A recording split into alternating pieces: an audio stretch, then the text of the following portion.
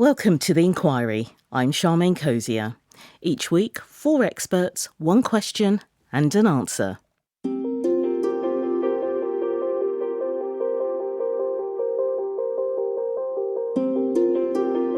Four witnesses in smart suits appear on a large video conferencing screen. Over 20 minutes they take turns reading prepared statements of hope and achievement. Witness 1 reveals his mum was 17 when he was born.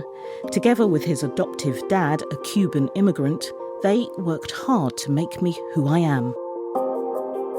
Witness 2 had no way of using computers as a child in India. He moved to America and says, "Innovation changed the course of my life." Witnesses 3 and 4 want to give people with no voice a chance to be heard and make sure that tomorrow will be even better than today. Those 2 billionaires and 2 millionaires run 4 of the world's biggest companies. Amazon founder Jeff Bezos, Sundar Pichai from Google's parent company Alphabet, Facebook's Mark Zuckerberg, and Tim Cook from Apple. The obligation is now on the US lawmakers they testified before to determine whether these American companies use their size and power to exploit customers and crush competitors. So this week we're asking, will America's big tech companies be reined in? Part 1. Welcome to the $1 Trillion Club.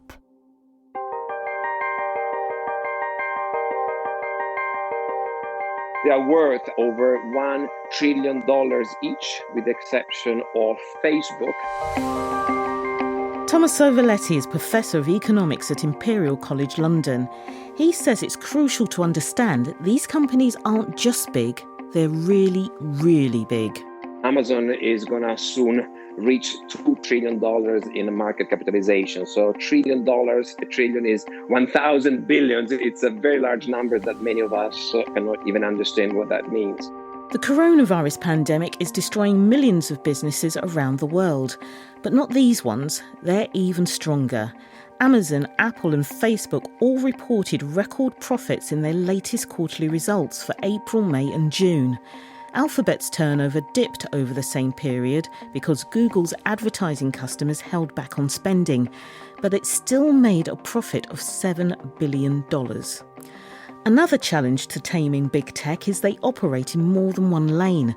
It means they're already embedded in the daily lives and habits of billions of people around the world. Facebook owns WhatsApp. Facebook also owns Instagram. Google owns Gmail. Google also owns Chrome. If you don't have an iPhone, then it is run by an operating system called Android. Google also owns Android. Google also owns YouTube. And it doesn't stop there. Just like Google, Apple is involved in financial services with Apple Pay. Amazon owns Twitch, the video game live streaming service. They depend on us to rely on them in order to get even bigger, to see them as essential to our daily lives as electricity or water, basically a new generation of utility companies. Their activities might be different, but they're alike in some ways. So there are similarities, say, between Apple and Amazon and between Google and Facebook. Facebook and Google have in common a business model which is based on monetizing our attention through advertising. So people think they get goods for free, but instead they are supplying data which are very valuable then to target the same people through people who want to sell them goods. Okay? Advertising. US lawmakers on the House Judiciary Antitrust Committee look at whether big businesses act in ways that are good for the economy and the consumer. At the moment, they're investigating another thing that Amazon and Apple have in common, the cut they take from vendor and app developer sales. Amazon creates a marketplace where people can meet and find and sell products, fantastic, but they're also extracting lots of that surplus. On the selling side, those fees, 30% plus, are fairly expensive. Apple is still a producer of devices, but when it comes to the Apple Store, they have this feature that they can command similarly high fees for those who go through their own app store. During his testimony, Tim Cook said only subscription apps pay 30% to Apple in the first year, then it drops to 15%. He also said of the 1.7 million apps on the store, only 60 are Apple software. Tommaso Valetti says don't be distracted by that, it still controls the competition. Apple is allowing on its platform Spotify for online music services, but Apple also launched Apple Music. Apple is charging Spotify a fee on the revenues, and instead Apple is not charging itself the same amount. It's called self-preferencing. Amazon is also launching its own brands. So they are referees because they've created markets where people can meet and compete, but then they start playing themselves. So it's difficult to be at the same time a referee and a player. The Antitrust Subcommittee is also examining how big tech deals with competitive threats. They certainly have the skills and knowledge to start and build their own businesses and have done, but that takes years. They found that it was a cheaper way to hoover up a potential rival. They buy them. It's cheaper, faster, and for the most part, no one stops them. In the past 20 years, they bought 1,000. And of these 1,000 acquisitions, we had 0 prohibitions. So they were all allowed. And even more worryingly, 97% of them were not vetted by any enforcer. So this is not the UK or Europe or the US, globally. Our expert Tommaso Valetti is also a former chief competition economist for the European Commission. Some of the cases he worked on involved tech companies. He says if more of those past deals had been referred to regulators, that would have helped those who are now exploring ways to curb the industry. We never gathered evidence, we never learned about the business models, and regulators are having problems. They don't know how to deal with these companies because regulators are still led by lots of lawyers, a few economists. They never understood the business models of these companies. So the Big Four continue to grow, leaving new competitors with limited options if they want to survive. If you are a tech company now, the best you can hope for is to create an app that then will be incorporated into either the Google ecosystem or the Facebook ecosystem. That entrepreneur will become rich. Great for him. But society will not benefit a lot because Google and Facebook are already monopolists in their own markets. As for the next generation hoping to innovate their way out of poverty with a big tech idea, well, it seems the size and strength of the Big Four means a vital source of cash has been deleted. There is evidence now that venture capital, which is at the basis for funding the startups, is avoiding the areas which are being monopolized by Google, Amazon, Facebook, and Apple. That's worrying, okay? If venture capital is not going there, we have a problem. The US has laws to stop anti-competitive behaviour, so why hasn't it happened here? Time for our next expert. Part 2. Can you ever be too big?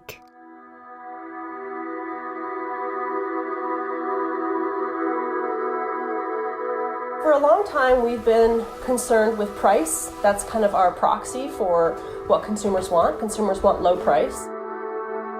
Rebecca Hall Allensworth is a law professor at Vanderbilt University in Nashville, Tennessee. In the US, the collection of laws which regulate anti-competitive behaviour are known as antitrust. She says companies can slip through legal gaps because it's not designed to cover the specifics of the tech industry. One of the key bits of antitrust legislation is 130 years old. So the Sherman Act was passed in 1890 to combat what people were seeing as a really dangerous accumulation of power amongst a lot of companies, especially oil companies. And it made unlawful 2 different kinds of conduct. One would be agreements and restraint of trade among competitors, and the other is monopolization, or acting in a way to aggrandize or take advantage of your power over the market, your market power. In 1911, the Sherman Act was successfully used against a company called Standard Oil, which controlled around 90% of the production market. One of its founders was John D. Rockefeller, at the time one of the world's wealthiest men. Standard also dominated related areas like transportation, prices, and acquired competitors. Sound familiar? They just had a huge amount of market power, and they were vertically integrated. They had control of the railroads. They kind of had their hand in everything. The Supreme Court ordered Standard Oil's monopoly to be broken up into 34 separate independent companies, and it was. So can a company ever be too big in the eyes of US law? Size in and of itself is not unlawful. So you could have 90% plus of a market and still not go against antitrust laws? Yeah, absolutely. I think that it's hard to imagine a company that would have a complete monopoly for a long period of time who truly could be said to not have done anything to protect it. But technically, that's true. The Sherman Act also has another challenge when it comes to tech. As our first expert, Tommaso Velletti, mentioned, these firms don't charge people money to use many of their services. It's easier to see a cartel, for example, selling something for, $1 a pound, and then, all of a sudden after their meeting in Hawaii, now it's $1.50 a pound. That sort of points to anti-competitive agreement. But that's been difficult to apply to big tech. Rebecca Hall-Allensworth says there are also instances where companies avoided having the full weight of antitrust law applied because they operate in the technology sector. In 2001, there was a major case when the US government took another well-known tech business to court. And it found that Microsoft monopolized the market for operating systems by tying their browser to it. Tying happens when you take two products and force customers to buy them together. Microsoft pushing its Internet Explorer browser meant an independent one from Netscape couldn't be used. Microsoft was ordered to share parts of its programming with third parties, and the Department of Justice dropped its threat to break the company up. However, there was a win of sorts for the tech industry. The court didn't say that the act of tying was anti-competitive in this case. There are several rules courts use to determine if a company's use of tying is what's known as a per se violation, which essentially means proof that it's happened is enough for a business to be liable. The court didn't even go through those steps. It just said, no, we think that per se is inappropriate for this case because it's so innovative and we don't want to chill innovation in the tech sector. And so they kind of ignored this test. So, a softer legal treatment for a tech company in order to allow the industry to flourish. There was also a growing sense that markets were self-correcting, firms should be left alone to compete and sort things out amongst themselves, something future tech companies would benefit from. In 2004, the Supreme Court dismissed a case against the telecoms company Verizon. It was accused of going against its duty to deal fairly with rivals who leased part of its network by increasing costs and decreasing its service to them in order to protect its monopoly. The analogy here to Amazon, is very clear. If there's no duty to deal with competitors on the Amazon Marketplace, then there's no duty to deal with them on terms that are beneficial to those providers. Part 3. Everyone loves us.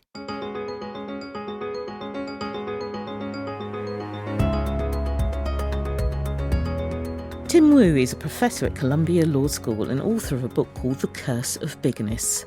He was inspired to write it as he came to the end of working for the White House at the National Economic Council during the Obama administration. We started wondering, how did we allow the economy to consolidate and shrink down into just so few companies? He also worked in Silicon Valley, including a stint at Google.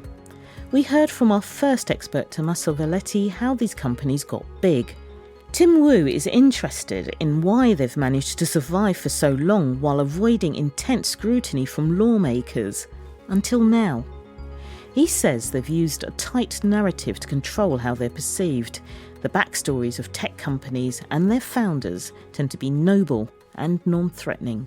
There was a period where they were darling young infants, precocious children, beloved by everyone. A company like Google, we're just trying to help people find information. Facebook, be better connected. And the bad guys were the old media, the phone companies. Google also had the phrase, "don't be evil," as a clause in its code of conduct, before it was quietly removed 2 years ago. Tech firms also tended to be left alone because they were seen as temporary. None of these companies is going to last that long. They'll be around, they'll do something. Then they too will be replaced by the next generation. Decades later, 4 of those darling precocious children have grown up to be billionaires and millionaires. Their companies are still here too.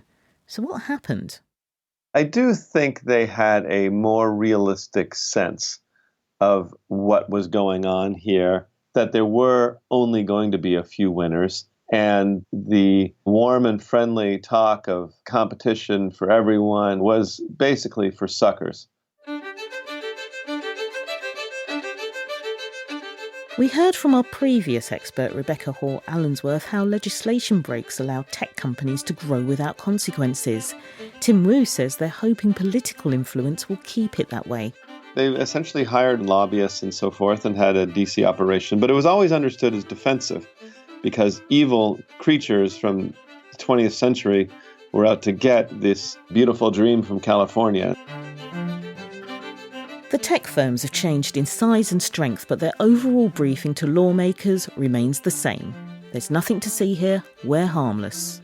Government is out of date. Everything in Silicon Valley is best left to work itself out by itself. If you attempt to monkey or tinker with it, you're going to kill the goose that's laying the golden egg. The industry's working harder than ever and spending heavily to promote that good guy image. They have very little hesitation to essentially pay off economists and professors and other people. You just give people money and that makes them on your side. But Tim Wu says there's a much more lucrative reason why tighter legislation might not be directed at tech. The industry doubles up as a job club.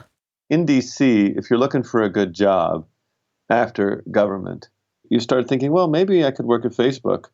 Maybe I could work at Google. That's a good job. I can't tell you how many former friends or colleagues I have from government who are either at Facebook or Google right now. And so that means the question is during their career where they're like, well, maybe I should be good friends with these guys. Might want to get a job from them later. But could the tide be turning?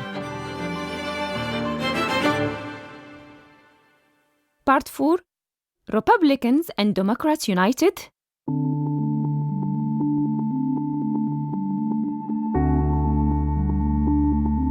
Lynette Lopez is a columnist for the Business Insider website. Her specialism is documenting what happens when the worlds of commerce and politics collide. Actually, this is one of the few subcommittees left in Congress that has a history of bipartisanship. The appearance of the 4 tech CEOs before the US House of Representatives Antitrust Subcommittee was just one part of a year-long investigation. Republican and Democrat lawmakers heard from witnesses and reviewed more than 1 million documents, including internal company emails. But will they be able to agree on what action to take? Lynette Lopez says one party has strong links to tech. The Democrats have a history of supporting Silicon Valley, and Silicon Valley had a history of supporting Democrats. These tend to be liberal enclaves. Let's use Facebook as an example. Mark Zuckerberg's politics might be about practicality, but the majority of his employees are Democrats. They come from a Democratic state. Things seem to be working well. Then details about the misuse of the personal data of around 50 million Facebook users by the firm which also consulted on Donald Trump's 2016 US presidential campaign surfaced. Privacy had been a problem for Democratic senators, probably starting in 2014, 2015. But 2016, with Cambridge Analytica, that really changed everything. And it made it very clear to Washington that you can't just ask Silicon Valley to do something nice and politely because it has too much power. Breaking up big tech and bringing in more regulation was a central message of Democrat Elizabeth Warren during her presidential campaign last year. Meanwhile, the Republican Party view splits between 2 groups. You have people who are genuinely concerned about not just big tech, but anti-competitive behavior in healthcare and in big agriculture. And then, of course, you have Republicans who just grandstand for Donald Trump. And the grandstand for Donald Trump faction is also interesting in that they seem to understand that beating up on big tech is popular with the American people. There is something that inherently we love about making money, but then when that money gains too much power, there's a backlash. It seems Facebook has already worked on a fix to secure Republican support. Hire them. It used to be all Democrats on that board. And then during the 2016 election, slowly, Mark Zuckerberg switched out his board. Now it's all Republicans. But Lynette says that's had limited success in deflecting criticism from the two parties. It has gone from Republicans saying, there's nothing, we don't want to touch big business, and Democrats embracing Silicon Valley, to Democrats now being completely skeptical of Silicon Valley. Over the years, attempts have been made by other countries to tackle tech companies over the amount of tax they pay outside of America, but US politicians stepped in to protect them. Could things finally be changing? Lynette Lopez suspects the Antitrust Committee might try a retrospective reining in of tech companies. Even the Trumpiest of the Trumpy congressmen at that hearing were saying, okay, we didn't enforce the laws that were on the books. Both Republican and Democratic presidents did not. It's time to go back and look at the mergers that made these companies so huge and see if they were legal. The final report from the Antitrust Subcommittee is expected by early autumn at the latest. But then there's the presidential election to navigate. It absolutely matters to these companies who wins in November, especially Facebook. Facebook has put all its bets on Republicans. So yes, Facebook has a lot to lose if the Democrats take power.